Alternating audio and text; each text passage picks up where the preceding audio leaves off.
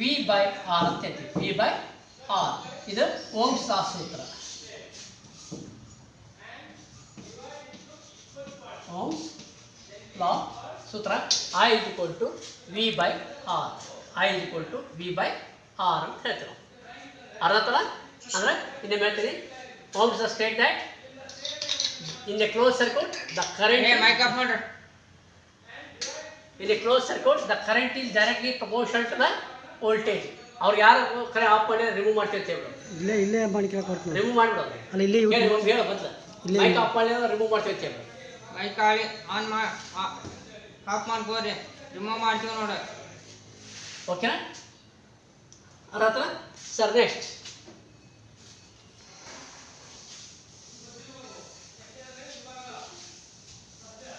ಈಗ ನಿಮ್ಮ ಸೂತ್ರ ಇರಲಿ, ಈ ಸೂತ್ರದಲ್ಲಿ ಬರುತ್ತೀವಿ I is equal to V by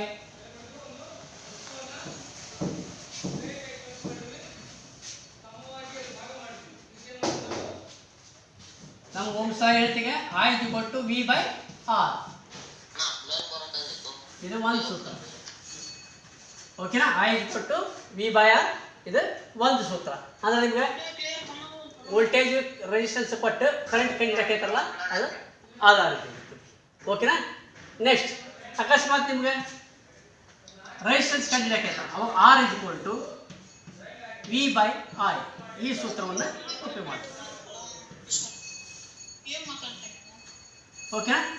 ಇನ್ನು ವೋಲ್ಟೇಜ್ ಕಂಡಿಡಕೈತಾರೆ, ಕರೆಂಟ್ ರೆಸಿಸ್ಟೆನ್ಸ್ ಎರಡು ಬರ್ತಿರ್ತೀವಿ, ವೋಲ್ಟೇಜ್ ಕಂಡಿಡತ್ತೆ ಅವಾಗ V is equal to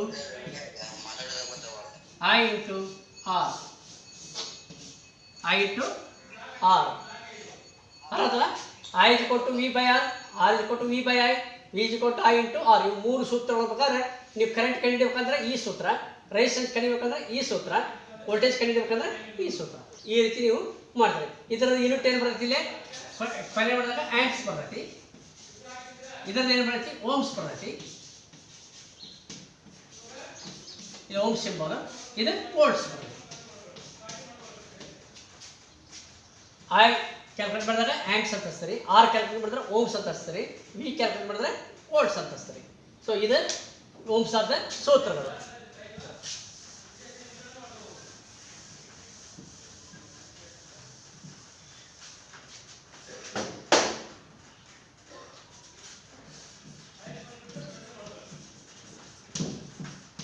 Connection of resistance.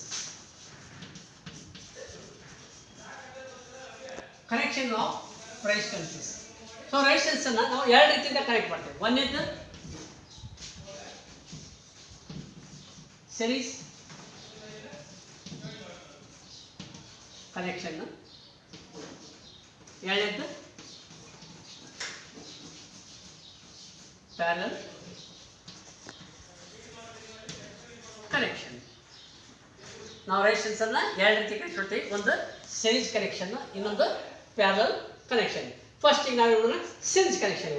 Series connection ಅಂದ್ರೆ ಯಾವ ರೀತಿ? ಸೊ ಸೀರೀಸ್ ಕನೆಕ್ಷನ್ ಅಂದ್ರೆ ಇದು ರೆಸಿಸ್ಟೆನ್ಸ್ 1, ಇದು ರೆಸಿಸ್ಟೆನ್ಸ್ 1 R1 ಅನ್ಕೊಳ್ರಿ.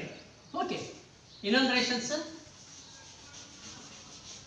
R2 ಅನ್ಕೊಳ್ರಿ, ಇನ್ನೊಂದು ರೆಸಿಸ್ಟೆನ್ಸ್ R2. ಇಲ್ಲೇ R1 R2 R3 ಮೂರು ರೆಸಿಸ್ಟೆನ್ಸ್ ಅದಾವು. ಇದು ನಾವು ಯಾವ ರೀತಿ ಕನೆಕ್ಷನ್ ಮಾಡ್ತೀವಿ ಅಂದ್ರೆ ಇದು 1 2 ಟರ್ಮಿನಲ್ 1 2, ಇದು ಟರ್ಮಿನಲ್ 1 2, ಇದು ಟರ್ಮಿನಲ್ 1 2. ಓಕೆನಾ?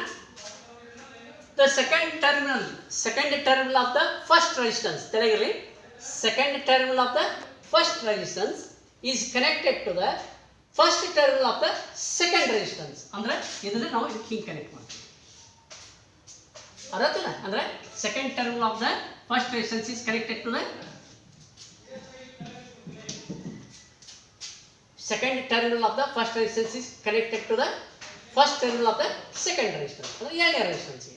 ಇದು ಒಂದನೇ ರೆಸಿಸ್ಟೆನ್ಸ್, ಇದು ಎರಡನೇ ರೆಸಿಸ್ಟೆನ್ಸ್. ಅಂದ್ರೆ ಒಂದನೇ ರೆಸಿಸ್ಟೆನ್ಸ್ ಕೊನೆಯ ತುದಿಯನ್ನ, ಒಂದನೇ ರೆಸಿಸ್ಟೆನ್ಸ್ ಕೊನೆಯ ತುದಿಯನ್ನ ಎರಡನೇ ರೆಸಿಸ್ಟೆನ್ಸ್ ಮೊದಲನೇ ತುದಿಗೆ ಕನೆಕ್ಟ್ ಮಾಡ್ತೀವಿ. ಅರ್ಥ?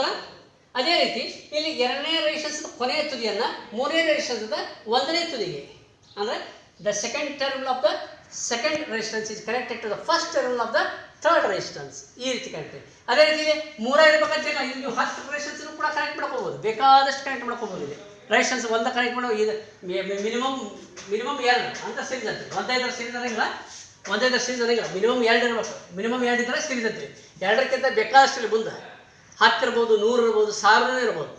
ನೀವು ಎಷ್ಟು ಕನೆಕ್ಟ್ ಮಾಡ್ಬೇಡಿ ಅದು ನಾವು ಸೀರೀಸ್ ಕನೆಕ್ಷನ್ಸ್ ಅಂತಾನೆ ಹೇಳ್ತೀವಿ. ಸೊ ಹೀಗೆ ಇವು ಎಲ್ಲ ಟರ್ಮ್ಸ್ಗಳು. ಬಟ್ ಇದು the first term of the first resistance and last term of the last resistance. Last resistance ನಾವು ಪದನ ಇಲ್ಲಿ ಹಾಕೊಂಡು ರೆಸಿಸ್ಟೆನ್ಸ್ 3 ಅನ್ನಂಗಿಲ್ಲ, ಲಾಸ್ಟ್ ರೆಸಿಸ್ಟೆನ್ಸ್. ಯಾಕಂದರೆ ಇನ್ನೂ ಬೇಕಾದ್ರೆ ಇರಬಹುದು, ಅದಕ್ಕೇನಿಲ್ಲ. ಓಕೆನಾ? ಸೊ ಅದಕ್ಕೆ ನಾವು ಇಲ್ಲಿ ಇದನ್ನೇನು ಮಾಡ್ತೀವಿ, ಇದು ಒಂದು ವೋಲ್ಟೇಜ್ಗೆ ಕನೆಕ್ಟ್ ಮಾಡ್ತೀವಿ.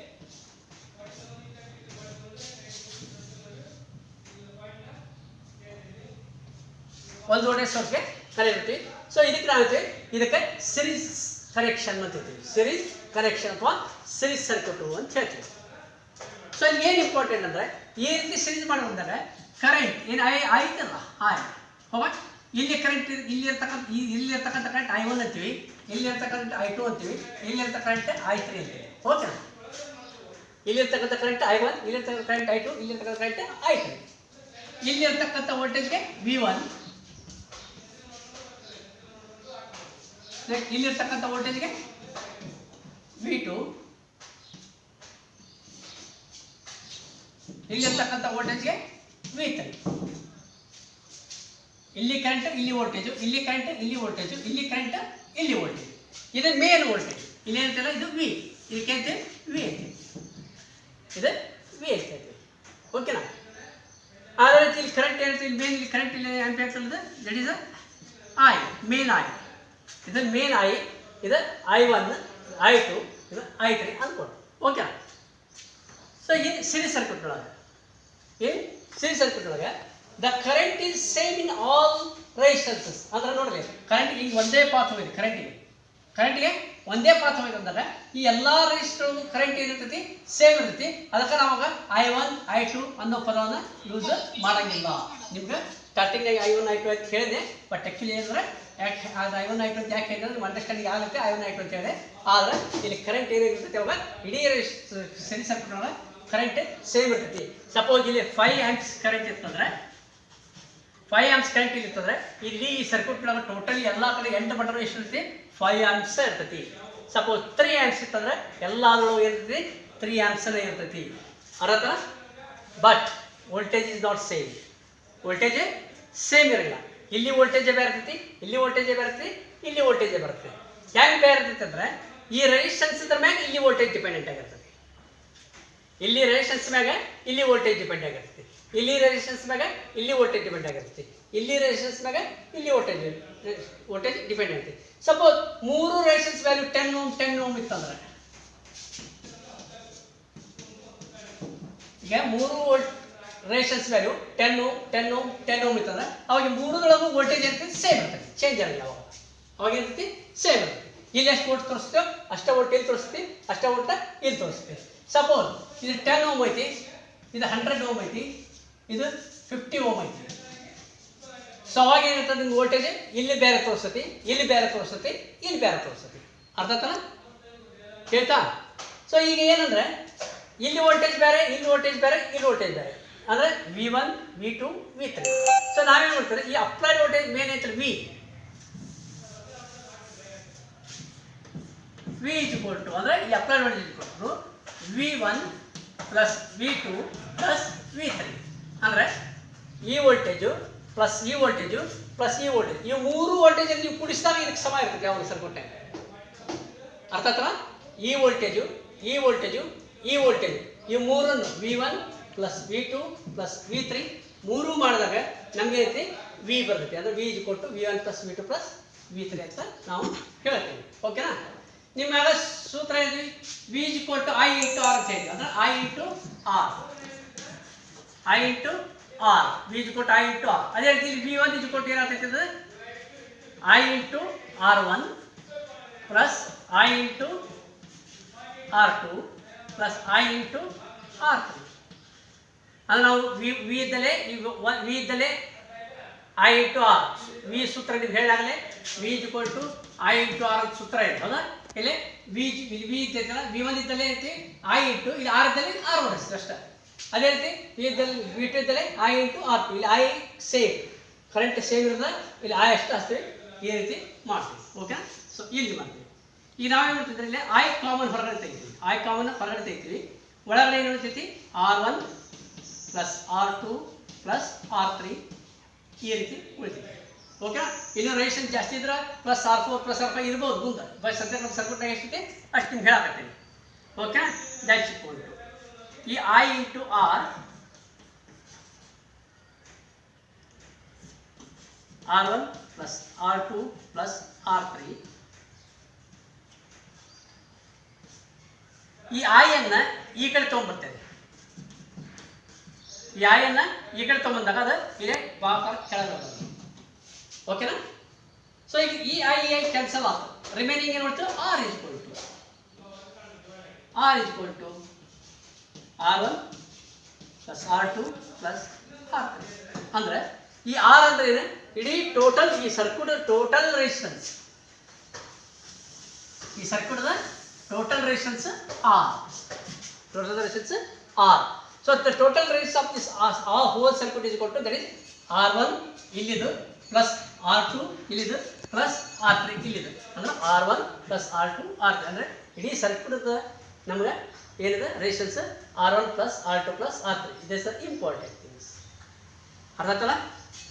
Next parallel connection.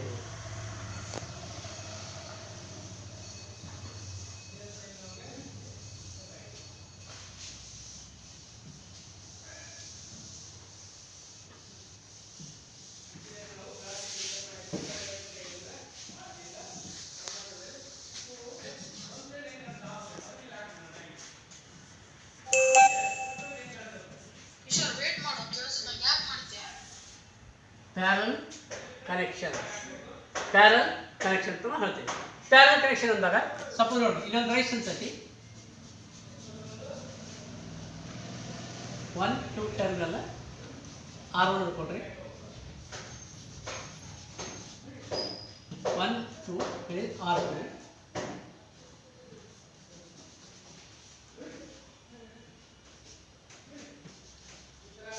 ಇಲ್ಲಿ 3 ರೆಸಿಸ್ಟೆನ್ಸ್ ಅದಾವ. The starting terminals of the all resistance connected together. ಅಂದ್ರೆ ಎಲ್ಲಿ ಹೇಳ್ತೀವಿ ಅಂದ್ರೆ ನಾವು ಎಷ್ಟು ಈ ಸ್ಕ್ರೀನ್ಶಾಟ್ ಜಾಸ್ತಿ ತೆಗಿಬೇಕು. ಅಲ್ಲಿ ಜನಗಳು ಏನು ಸ್ಟ್ರೆಂತ್ ಜಾಸ್ತಿ ಆದಂಗೆಲ್ಲ ಒಂದೊಂದು ತಗೋಬೇಕು. ಸ್ಕ್ರೀನ್ಶಾಟ್ ಆ್ಯಡ್ ಆದಂಗೆಲ್ಲ ಸ್ಕ್ರೀನ್ಶಾಟ್ ಜಾಸ್ತಿ ಸ್ಟೂಡೆಂಟ್ ಜಾಸ್ತಿ ಆದಾಗೆಲ್ಲ ತಗೋಬೇಕು. ಓಕೆ, ಸೊ ಇಲ್ಲೇ ಏನಿದೆ ಫಸ್ಟ್ ಏನಿದೆ R1 R2 R3 ಇತ್ತು. ಇಲ್ಲೇ ಫಸ್ಟ್ ಟರ್ಮಿನಲ್ ಶಬ್ದ all resistance R1 R2 R3 ಎಲ್ಲಾದ್ರೂ ಫಸ್ಟ್ ಟರ್ಮಿನಲ್ ಏನು ಮಾಡಿವಿ ಕನೆಕ್ಟೆಡ್ ಟುಗೆದರ್ ಅಂತ ಒಂದು ಸೈಡ್ ಕನೆಕ್ಟೆಡ್ ಮಾಡಿವಿ. ಅದೇ ರೀತಿ ಇದದ ಎಂಡ್ ಟರ್ಮಿನಲ್ಸ್ ಕೂಡ ಹೇಳ್ತೀವಿ connected together at one point ಅಂದ್ರೆ ಈ ಎರಡು ಕೂಡ ಮತ್ತೊಂದು ಕಡೆ ಕನೆಕ್ಟ್ ಮಾಡ್ತೀವಿ. ಸೊ ಈ ಕನೆಕ್ಟೆಡ್ ಆದಂಥ ಪಾಯಿಂಟ್ಗಳನ್ನ ನಾವು ಹೇಳ್ತೀವಿ ಸೋರ್ಸ್ ಕೊಡ್ತೀವಿ, ಸಪ್ಲೈ ಕೊಡ್ತೀವಿ. ಸೊ ಇದಕ್ಕೆ ನಾವು ಹೇಳ್ತೀವಿ ಪ್ಯಾರಲ್ ಕನೆಕ್ಷನ್ ಅಂತ ಹೇಳ್ತೀವಿ. ಇದಕ್ಕೆ ಹೇಳ್ತೀವಿ ಪ್ಯಾರಲ್ ಕನೆಕ್ಷನ್ ಅಂತ ಹೇಳ್ತೀವಿ. ಸೊ ಈ ಪ್ಯಾರಲ್ ಕನೆಕ್ಷನ್ ಒಳಗೆ ಈಗ ನಿಮ್ದು ಕರೆಂಟ್ ಇಲ್ಲಿ ಬಂತು, ಕರೆಂಟ್ ಆಗಿ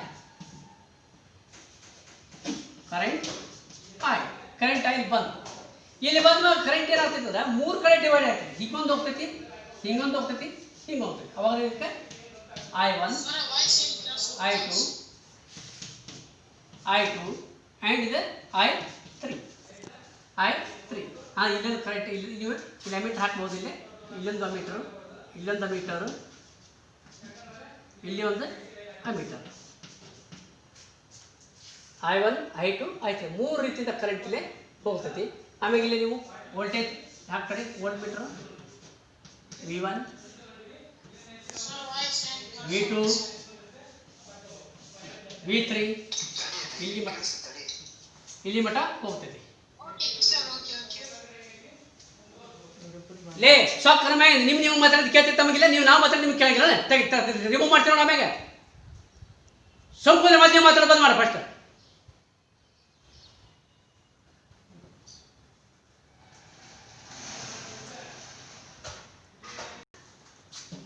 ಇಲ್ಲಿ current I1 I2 I3 V1 V2 V3 ಈ ರೀತಿ ಇದು ಮೇನ್ ಅಪ್ಲೈ ಮೇನ್ ವೋಲ್ಟೇಜ್, ಇದು ಮೇನ್ ಕರೆಂಟ್, ಇದು ಮೇನ್ ಕರೆಂಟ್, ಇದು ಮೇನ್ ವೋಲ್ಟೇಜ್, ಇದು ಬ್ರಾಂಚ್ ಕರೆಂಟ್, ಇದು ಬ್ರಾಂಚ್ ವೋಲ್ಟೇಜ್ ಅರ್ಥ. ಸೊ ಇಲ್ಲಿ ನೋಡ್ರಿ ಆ್ಯಕ್ಚುಲಿ ಈ ಸರ್ಕ್ಯೂಟ್ ಒಳಗೆ ಈ ವೋಲ್ಟೇಜ್ ಏನಿರ್ತೈತಲ್ಲ ಎಲ್ಲ ಮೂರುಗಳ ವೋಲ್ಟೇಜ್ ಎಲ್ಲ ವೋಲ್ಟೇಜ್ ಎಲ್ಲ ವೋಲ್ಟೇಜ್ ಸೇಮ್ ಇರುತ್ತೆ. ಇಲ್ಲಿ ವೋಲ್ಟೇಜ್ ಡಿವೈಡ್ ಆಗಂಗಿಲ್ಲ, ವೋಲ್ಟೇಜ್ ಐತಿ ಡಿವೈಡ್ ಆಗಿಲ್ಲ. ಅದಕ್ಕಾಗಿ ವಿ ಅಂದರೆ ಇಲ್ಲಿ ಏನು ಅಪ್ಲೈ ಮೇನ್ ವೋಲ್ಟೇಜ್ ಏನಿರ್ತೈತೋ ಅದ ವೋಲ್ಟೇಜ್ ಇಲ್ಲಿ ಇರ್ತೈತಿ, ಅದ ವೋಲ್ಟೇಜ್ ಸೇಮ್ ಇಲ್ಲಿ ಇರ್ತೈತಿ, ಸೇಮ್ ಮೇನ್ ವೋಲ್ಟೇಜ್ ಇರ್ತದೆ ಅದೇ ವೋಲ್ಟೇಜ್ ಇಲ್ಲಿ ಇರ್ತದೆ. ಅಂದರೆ ಎಲ್ಲದರೊಳಗೂ ವೋಲ್ಟೇಜ್ ಇರ್ತೈತಿ ಸೇಮ್ ಇರ್ತೈತಿ, ಚೇಂಜ್ ಇರಂಗಿಲ್ಲ ಅರ್ಥ. ಸಪೋಸ್ 230 ವೋಲ್ಟ್ಸ್ ಇತ್ತಂದರೆ 230 ವೋಲ್ಟ್ಸ್ ಇದರಲ್ಲಿ ಇರ್ತಂದ್ರೆ ಇಲ್ಲಿನೂ 230 ಇರ್ತೈತಿ, ಇಲ್ಲಿನೂ 230 ಇರ್ತೈತಿ, ಇಲ್ಲಿನೂ ಕೂಡ 230 ಇರ್ತೈತಿ.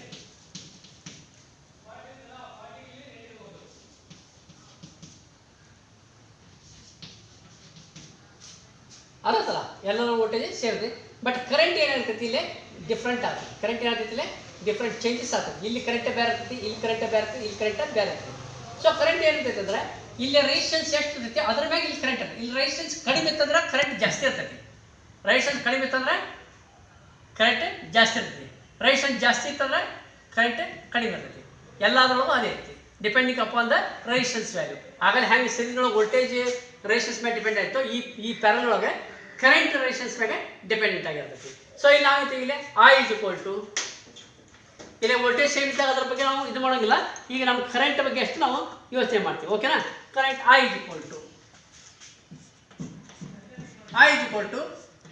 I1 + I2 + I3 ಅಂದರೆ ಈ main current I = I1 + I2 + I3 ಅಂದರೆ ಇಲ್ಲೇ ಈ ರೀತಿ ಹಾಸ್ತೀವಿ. ನಮ್ಗೆ I = ಏನೈತಿ ಸೂತ್ರ V/R.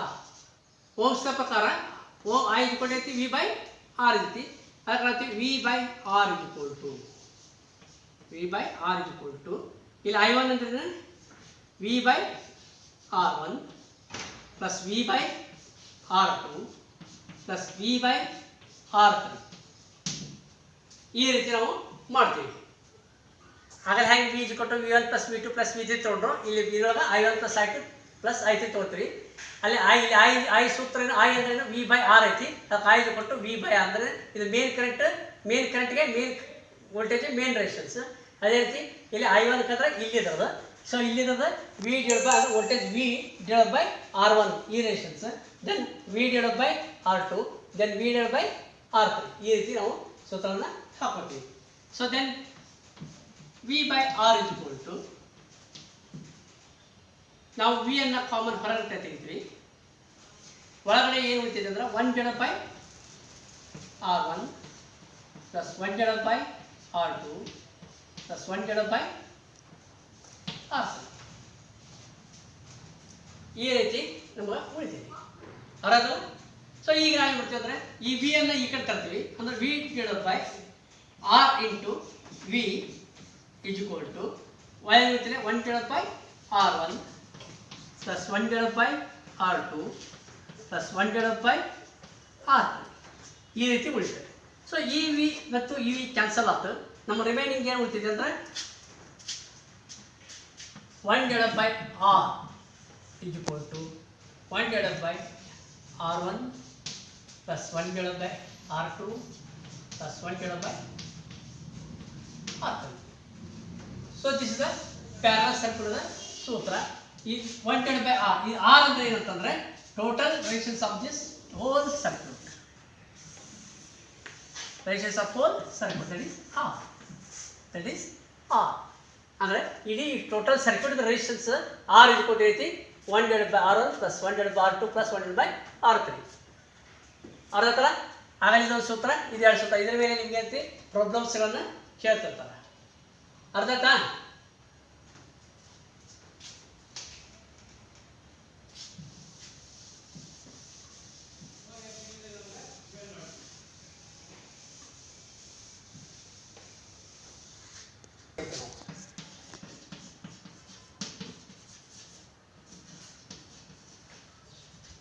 Electrical power.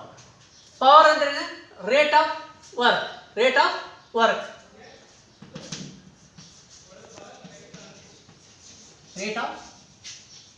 Work is called power.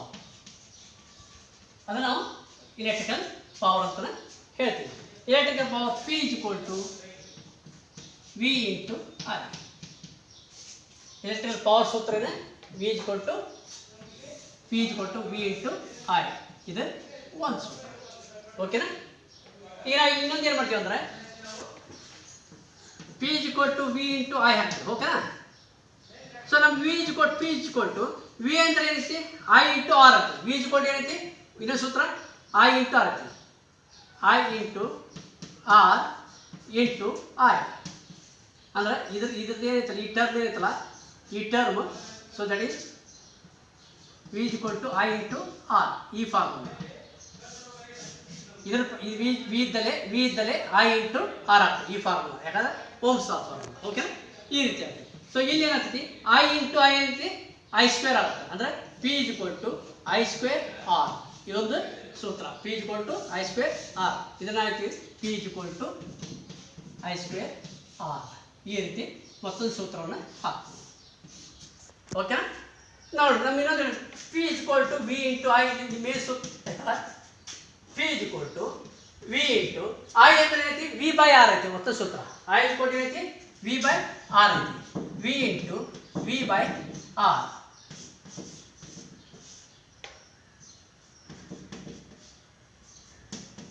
V/R ಈ ಸೂತ್ರವನ್ನು ಈ I = V/R ಅನ್ನೋದನ್ನ ನಾವು ಈ I ಇದ್ದರೆ ಇಲ್ಲಿ ಹಾಕ್ತೀವಿ. ಅವಾಗ ಇದೇನಾಗ್ತೈತೆ ಅಂದರೆ P = V × V ಐತಿ V² / R V² / R ಅಂದರೆ P = V² / R ಇದೊಂದು ಸೂತ್ರ. ಅಂದರೆ ಪವರ್ಗೆ ಮೂರು ಸೂತ್ರಗಳು. P = V × I ಒಂದು ಸೂತ್ರ, ಇನ್ನೊಂದು P = I² × R ಮತ್ತೊಂದು ಸೂತ್ರ, P = V² / R ಇದು ಮತ್ತೊಂದು ಸೂತ್ರ. ಈ ರೀತಿ ನಾವು ಸೂತ್ರವನ್ನು ನಾವು ಹಾಕಿರ್ತೀವಿ. ಓಕೆನಾ? ಅರ್ಥ? ಇದು ಪವರ್ದ ಸೂತ್ರಗಳು. ಪವರ್ನ ಕಂಡುಹಿಡಿಯಬೇಕಂತ ಸೂತ್ರಗಳು. ನಿಮ್ಗೆ ವೋಲ್ಟೇಜ್ ಕರೆಂಟ್ ಕೊಟ್ಟು ಪವರ್ ಕಂಡುಹಿಡಿದ್ರೆ ಈ ಸೂತ್ರ ಕಂಡುಹಿಡ್ತೀರಿ, ಅಥವಾ ಕರೆಂಟ್ ರೆಸಿಸ್ಟೆನ್ಸ್ ಕೊಟ್ಟಂದ್ರೆ ಈ ಸೂತ್ರ ಅಳವಡಿಕೆ ಮಾಡ್ತೀರಿ, ಅಥವಾ ವೋಲ್ಟೇಜ್ ರೆಸಿಸ್ಟೆನ್ಸ್ ಕೊಟ್ಟರೆ ಈ ಸೂತ್ರವನ್ನು ಹಾಕೊಳ್ತಾರೆ. ಅರ್ಥ? ಈ ರೀತಿ ನೀವು ಕನ್ವರ್ಷನ್ಗಳನ್ನ ಮಾಡಿಕೊಂಡು ನೀವು ಕ್ಯಾಲ್ಕುಲೇಷನ್ಗಳನ್ನ ಮಾಡ್ತೀರಿ. ನೆಕ್ಸ್ಟ್ ಏನಾಗ್ತದೆ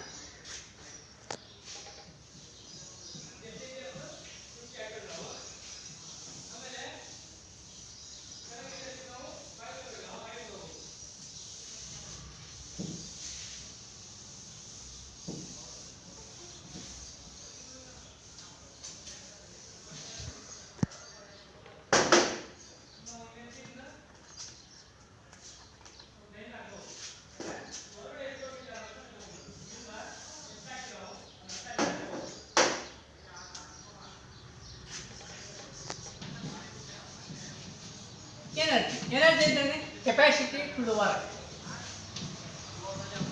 ಕೆಪಾಸಿಟಿ ಟು ವರ್ಕ್ ಅಂದರೆ ಎನರ್ಜಿ ಅಂದರೆ capacity to work. Capacity to do work.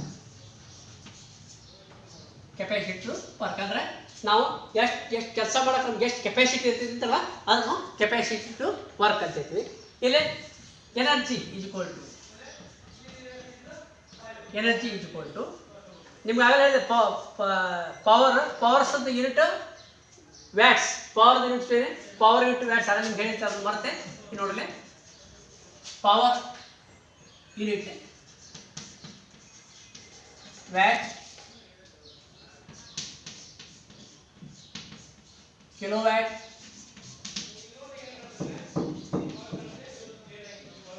Megawatt,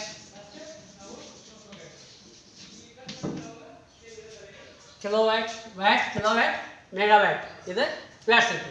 ಇನ್ನು HP ಒಳಗಂದ್ರೆ